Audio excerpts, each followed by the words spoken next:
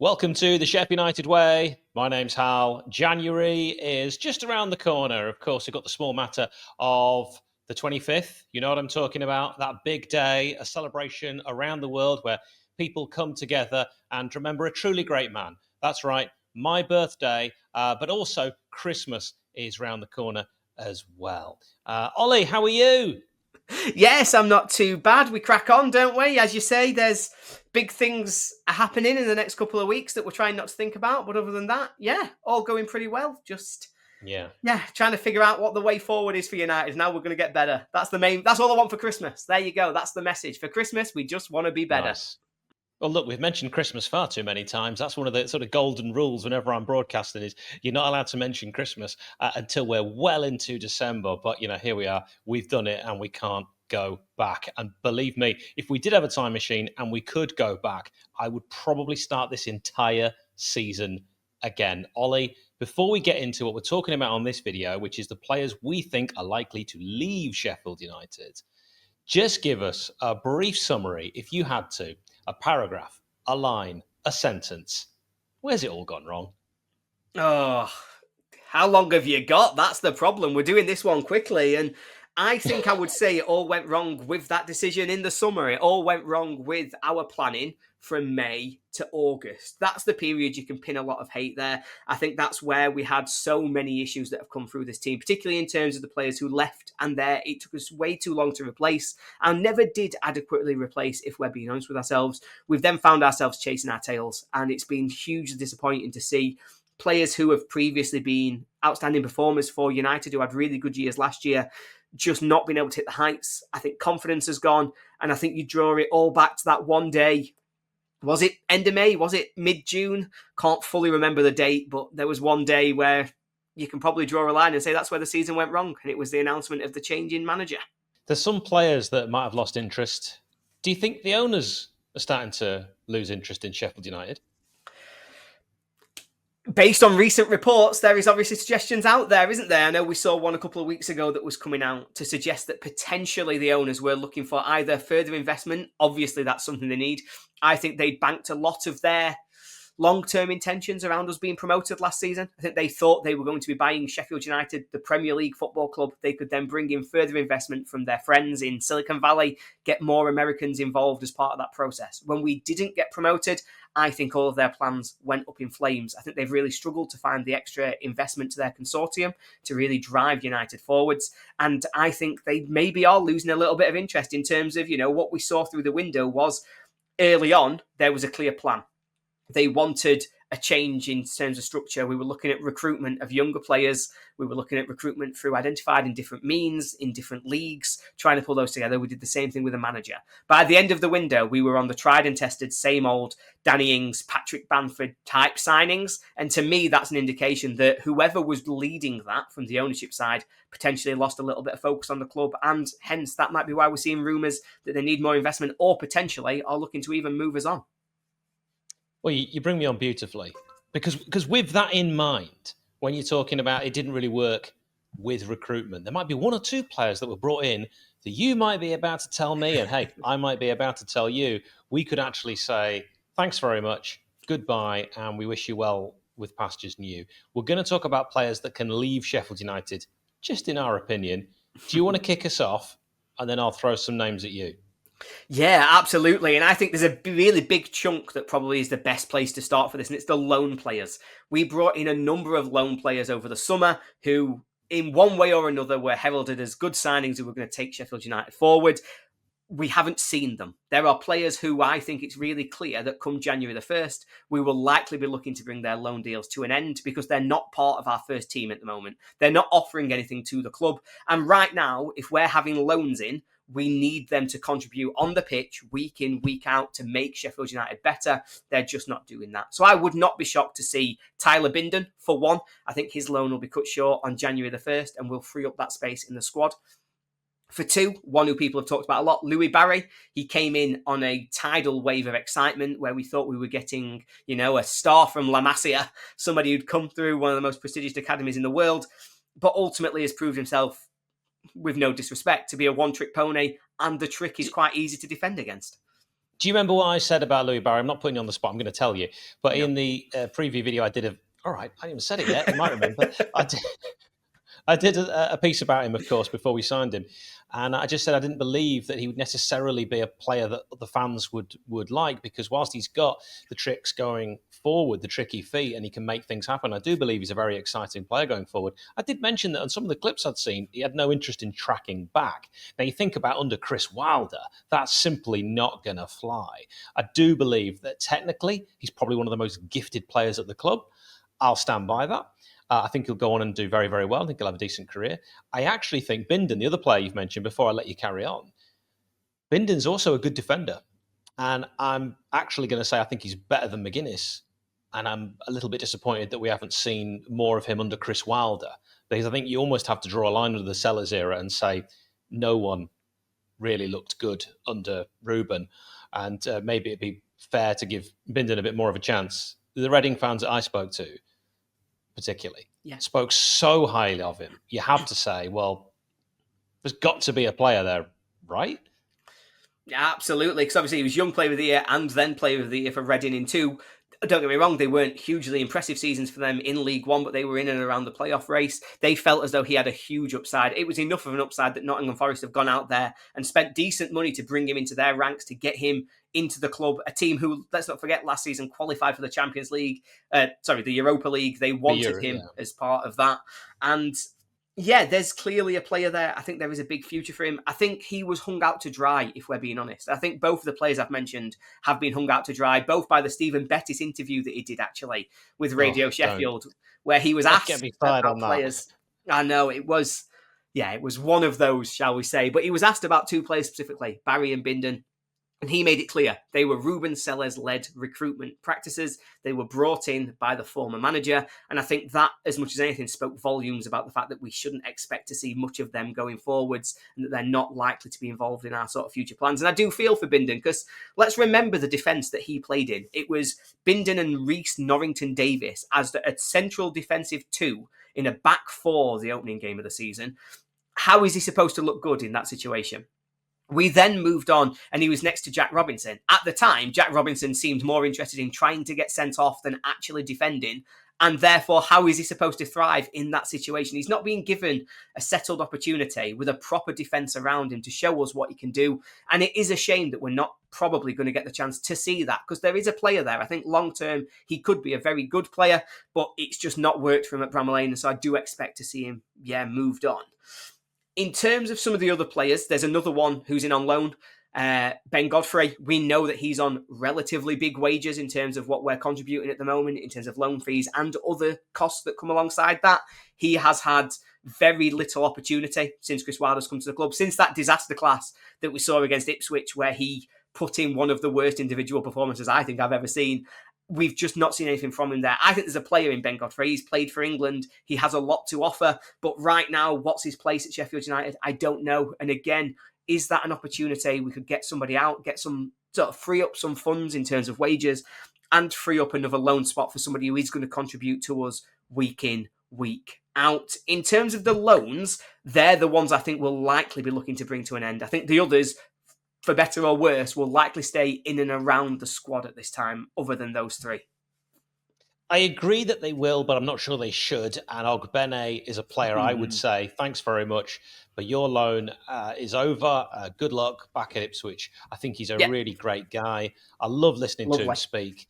Seems like a properly decent fella. I'd actually imagine he'll go on and have either a great career as a pundit, or he might be a fantastic manager, because he's probably a great man manager. I just think the way he comes across, really top bloke. Yeah. But I haven't been overly impressed. You mentioned Barry being a sort of a trick, and it's quite easy to figure out. Well, 𝗤𝗿𝗄 seems to have one moment in every game where you stand up and then disappears. And for me, we need to be utilising our loans like we used to.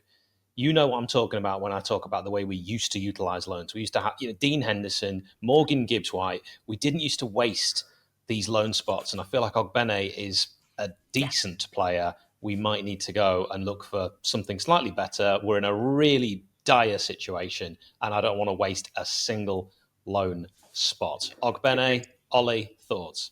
Yeah, I completely agree. I think he's flattered to deceive. I think, we talk there about the potential one-trick pony, or what it is that he does. I think, and I mean this, with all respect, because he seems like a great guy. He seems like a fantastic person to have in and around the club. I'm sure for the atmosphere, the culture, there's loads of positives that come from having 𝗣𝗍𝗍 𝗣𝗿𝗍 as part of your football team. Unfortunately, on the pitch, what he had that made him special previously in his career is no longer there.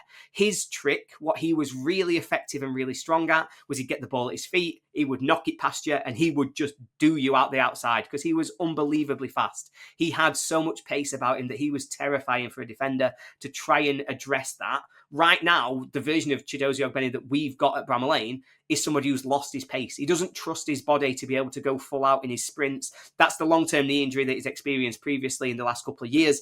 And so that has taken away his greatest asset. And so we are seeing a 𝗣𝗍𝗍 𝗣𝗿𝗍 playing inside himself. And I agree, he's not improving the level of this squad. I know we're going to do a separate video about this where we talk about potential, who would we like to see come in.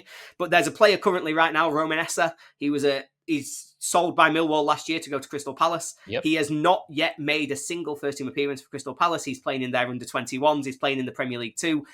There is an expectation that he will be available for a loan spot as a winger who goes down the right wing and does all of the things that 𝗣𝗍𝗍 used to do, who increases the level of just about every team in the Championship because he's an unbelievable player.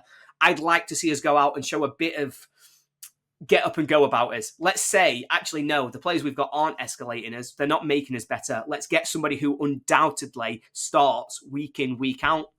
That's what we haven't got. Is that what we'll do? I don't know. I do think 𝗣𝗍𝗍 will stay. And I do think that it's more likely that he'll keep his role interchanging with Andre Brooks down that right-hand side.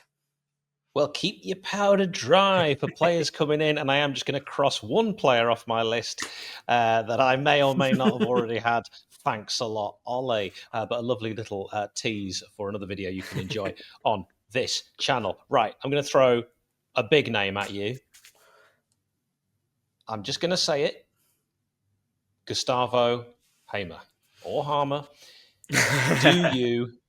Do you cash in January, being realistic, that he's going to want Premier League football next season, and you could maybe use that money with, realistically, an ownership group that might not give you a lot because they might have lost interest? Do you use that money to rebuild? Because we're unfortunately now arguably in a rebuild when at Wembley, if you'd have said to me, oh, we're going to have to rebuild next season, I'd have said, no, we're 2 or 3 players away from being a very, very competitive Championship squad. Yeah, it's heartbreaking, isn't it, when you think about that transition point from that day in May when, it was heartbreaking, but it just felt like we were so ready to go again, to being where we are today, which the conversation is rebuild. The conversation is, how do we fund the changes to this squad that we need? Ultimately, if I'm honest, I don't think there's a single player in this current Sheffield United squad who we shouldn't consider offers for if they're good offers. And that's the really big part of it for me, is that in the summer, we were talking about Gustavo Hamer and we were talking about offers at the top end of the sort of teens, £18 million, £17 million. That's the numbers that we were talking about if he was going to move on as the reigning Championship player of the season and somebody whose stock was so high that he was ready to step into the Premier League. No one's going to offer us that money this January. We're not going to get an offer that is at that level. You're probably talking more like 10 million. I'm plucking it out of thin air. I nearly said I was plucking it out of somewhere else, but it's a family channel. We don't do that kind of thing here. I was pulling that out of thin air, but that feels like a realistic sort of bid that we may look to receive. At that number, I think there's a real question, because we're talking about somebody who's going to have, I think it's 12 months left on his contract as we get into the summer. He's not going to get much more than that now. His value is not going to go up over the next 6 months. And so the question is, if you receive a bid at that number, is it enough to give us the funds to rebuild the squad? Potentially, yes. And I don't think we're in a position where we should be offhand saying that, no, we would never accept an offer like that. I think ultimately we have to be realistic. In this current position, we need players, we need a rebuild. And if one player can fund all of that, then we have to be realistic that we may have to accept the bid. Yeah, and I don't think Hamer would sign a new contract just because his ambitions... Well, his ambitions will be higher. I'm sure he loves the club, but he might well get an opportunity elsewhere. Another one that I'll throw at you, and do let us know in the comments what you think about that. If we got an offer for a relatively new signing, Alex Matos, would you say goodbye? Because I've got to be honest, I think you'll probably tell the fact that I'm bringing it up, I would. Absolutely, I would. Yeah, if anybody's willing to come in and pay us money, any money for Alex Matos at this stage, I think we have to seriously consider just cutting his losses and running. I think there's a few players who probably do fall into that same category, but I think he would probably be the poster boy for players who came in the summer, who we paid a fee for, who we need to consider any bids for. If anybody is willing to come and take him off our books, we have to say yes. Is it more likely that somebody might come in with a loan offer to say we'll take him for 6 months, see what we think will pay his wages? Then again, we also would have to consider that. I don't believe right now his position in the squad is worth us saying, no, we need to keep him around to be a body. I think what we've seen from him is him being shunted out to right back, which is ridiculous. He should never be in that position. If he's playing, he needs to play in central midfield. We've already seen that we don't think he's good enough in that role. So yes, we should consider any offer that comes out to it. I'll throw one at you, Hal, and this is one that had a lot of rumours around it on deadline day. There were suggestions that we might have been looking at this as a transfer to do, and I wonder if it's something that would be revisited. If Preston come calling, maybe it's a loan, maybe it's a permanent transfer, do we allow Tom Cannon, at just 22 years of age, a big money signing this time last year that came into the club, would you let him depart at this stage after a really underwhelming almost 12 months? Yeah, I mean, Alex Matos, 21, Tom Cannon, 22. These are players that we were signing for the future. And, you realistically, an undisclosed fee, of course, for Matos, but people have their own ideas of how much that was. There's a bit of speculation. It's not hard to find on Google. And Cannon, reported 10 million, but with a lot of that being add-ons, which he's no doubt not met. It's going to be a loss on both if you do sell either, and we'll sell both at some point, unless we do a Brewster and let them both run out their contracts and then look back at the worst deal in Sheffield United's history. Tom Cannon might actually go down as one of the worst transfers in Sheffield United's history. I've got a private chat with Nick that I have fairly regularly, and one day I may ask for him to share that. Sorry, Ollie, you're in a separate chat, but I'm very careful in the chat that I have with you. But with Nick, I really do tell him exactly what I think, and the Tom Cannon transfer was one I was vehemently against. It's just not worked out. I want it to work out because we need a striker. The fact that we've gone and signed a perennially injured Patrick Bamford has probably said everything Tom Cannon needs to know about how Tom Cannon is viewed. He's been described by Chris Wilder as not a number 9. He is an archetypal number 9. He is so similar to 𝗣𝗲𝗄 in a number of statistical areas that he would be what Wilder was referring to when he was on about that. He was talking about a 𝗤𝗫𝗍𝗍, a 𝗣𝗲𝗄 type. Well, Cannon is that. Cannon has also played out on the wing, of course, which is unlike a traditional number 9, but that's just, you often get that with strikers. 𝗤𝗏𝗍𝐻𝐾 did that as well. He's certainly not a winger. I would absolutely take it. I would say that a loan is much more likely for Preston North End. Agreed. And we will probably say yes to that. And you know what? If he does well and comes back full of confidence, that'll be the best thing that we could get out of that. For you, with Cannon, what do you think? And then we'll move on to a couple of others that will be thrown out in the, I'm sure, loan category for leaving. Yeah, I'd say probably a loan. I think I said the same thing about Ryan Brewster a couple of years ago. Let's get him out on loan, get him a change of scenery. Let's get him firing, get him fit, give him a team where he's going to be loved, he's going to play regularly, and he's going to be given an opportunity to really contribute. Let's see if that confidence brings him back to Bramall Lane and he can start firing next season. Because I think we can write off the chance that he's going to just get a goal in January and suddenly he's going to get 15 from now till the end of the year. It's not going to happen. It's just not where he's at currently. It's not where the fans are or where the sort of coaching staff are with him. I think a loan is a really sensible way of A, getting him some fitness and giving us a chance to evaluate where he's at, but B, might actually add some value back into the player that Tom Cannon is. If he has a successful loan with somebody like Preston, a team who currently are chasing the playoffs in the Championship, that can give you so much more in terms of what somebody might be willing to pay you in the summer. One for the chat. Drop this in the comments. Can you think of a player that Sheffield United have ever loaned out and has done really well and come back and done really well at Sheffield United? And I mean straight away. So you can't have Billy Sharp in this, all right? I'm talking because he took it till his third spell. So I want a player that we loaned out, it really worked, and they came back and they were straight in the first team. Ollie, if you've got one, leave it. Have a think, pop something in the chat, let me know. I've got some in my head, but we're having to go quite far back. And maybe there's some more recent ones than the 90s ones that I've thought of. Players out on loan. We've mentioned Cannon. All right. How's about Marsh? I think Marsh is a good player. I think he needs a loan. I think we'll probably both just concur with that. Curtis as well. I know we need a right back, but not sure he's actually currently at the level. No, agreed. I think if we're looking at the under-21s, I'd much rather see 𝗵𝗿𝗃𝗃 start to come through. I think he looks more prepared for adult football in terms of being able to step up from the 21. So Curtis alone to keep him developing certainly seems sensible to me. What about Ryan Oweh? Where would you stand on a loan for him? I think a loan is the best possible outcome for him right now. I think what we're seeing is a player who is coming off the bench for 10, 15 minutes. And if we're honest, he's not at the level. He's not where we need him to be. And unfortunately, a team in potentially a relegation battle don't need a 17, 18-year-old coming off the bench and not quite doing it.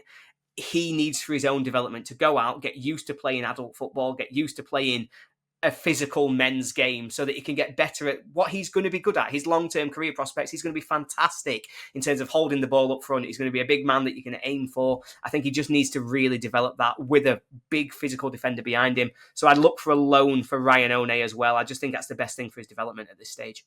When we signed Ryan Oweh, I think we should have done what you often do on Football Manager and just let Hamilton just have him straight back. Loan back. That's a tough league, a tough men's league. I think he's already a big unit. And we saw against Bristol City, he's not a million miles away from being ready for the men's game. It's consistency for me. I think he's, in moments, looks like he's almost ready. And in other moments, looks, with all due respect, like a child trying to chase men around.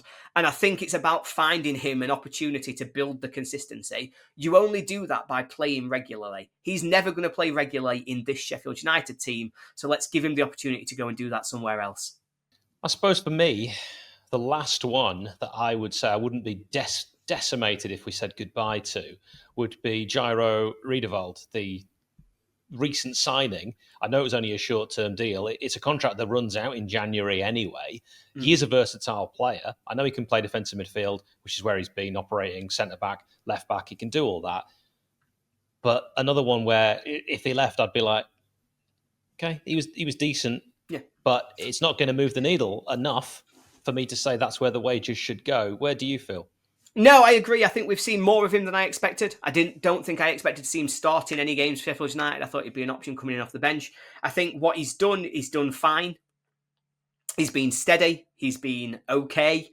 He's not in my first choice midfield for United.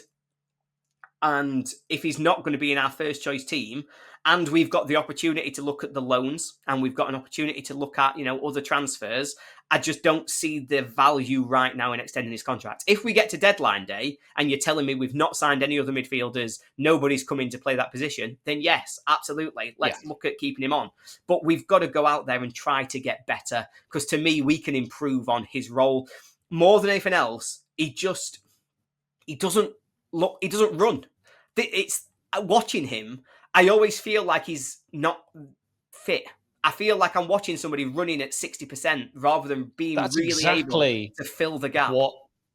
It was Royal Antwerp, wasn't it? It's exactly, if you read Roy's view from, it's exactly what Royal Antwerp fans said. He never looked fit. That's a really interesting point. Now, there are other players. Before we close and we get to a much more difficult video, which we'd love you to watch about players in, is there anyone else you think you'd like to say goodbye to? There's a number of blades who've already messaged me and said, Peck.